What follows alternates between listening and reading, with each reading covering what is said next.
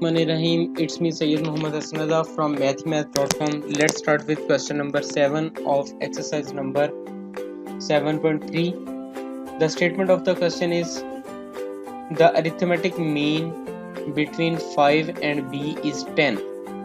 Find b. Yani according to the given condition of question, जो arithmetic mean है 5 और b में वो एक्चुअली 10 है, तो हम इसे अज्यूम कर लेते हैं कि जी अरिथमेटिक मीन का जो फार्मूला एक्चुअली होता है वो am is equal to a plus b over 2। So arithmetic mean 5 और b में है, सो ये इसको आप अज्यूम कर लें कि ये a है, ये b है।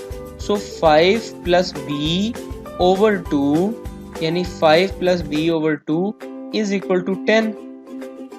सो यहाँ पे 2 डिवाइड हो रहा है, इक्वल साइन के उस साइड पर आके मल्टीप्लाई हो जाएगा। So 10 multiplied by 2 is equal to 5 plus b, that will actually return 20।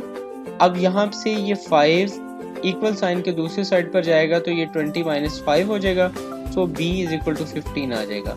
तो अगर ये जो इस क्वेश्चन में बेसिकली पूछा ये गया था कि 5 और b का जो अरिथमेटिक मीन है वो 10 है, तो b की वैल्यू फाइंड आउट करनी है। सो b की वैल्यू जो होगी वो 15 होगी।